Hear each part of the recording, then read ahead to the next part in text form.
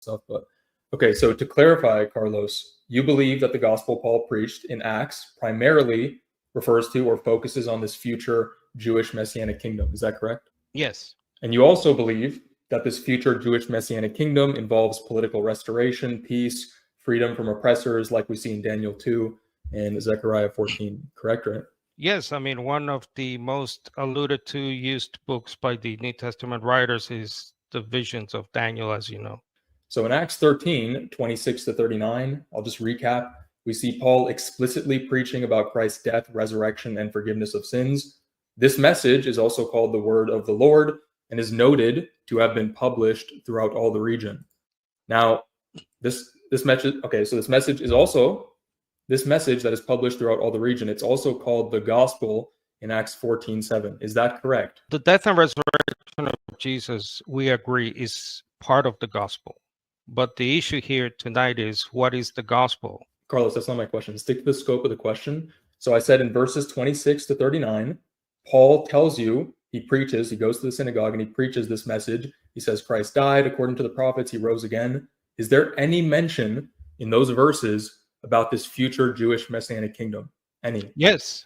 Yes, Where? there is. So you're in Acts 13? Yeah, 13, 26 to 39. How about 34?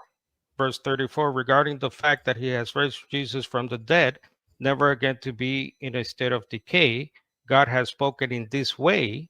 And then he quotes from the Old Testament, as you know, I will give you the holy and trustworthy promises made to David.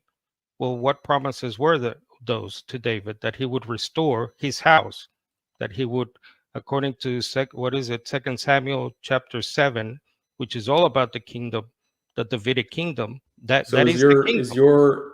Is your implication that Paul was preaching about this kingdom based on like an implication from a prophecy where he doesn't clearly, throughout all these words, 13 verses, I believe, he never clearly outlines the precise, literal, explicit content of this message like he does with the death and resurrection? I think he does. Where in verses? Where? Yeah, 34. And if you keep reading, he quotes again from the Old Testament prophets. He says, you will not permit your Holy One. Yep, verse 35, you will not permit your Holy One to experience decay. Verse 36, for David, after he had served God's purpose in his own generation, died, was buried, and with his ancestors experienced decay. But the one who God raised up did not experience decay. So I think Paul's point is that he is the messianic king of the coming kingdom. Don't you think that his words, Carlos, don't you think his words about experiencing corruption, the prophecies he references, don't you think they're proofs about him rising from the dead to bolster the claims that he rose from the dead? That's the context. Where are you importing this other separate future Jewish messianic kingdom into that text? By Paul talking about David. Well, if you're a Jew, right, and you're receiving this message from a fellow Jew about the dead King David, and then you're talking about this Jesus who's the descendant of David, your head as a Jew, tutored and educated in the promises of Israel, immediately goes to the so let me just ask you. So your argument is based on the implication of what these people would have understood, not the explicit text. Is that correct? No, I just quoted. So what is it based on? Well, Paul's explicit references to David.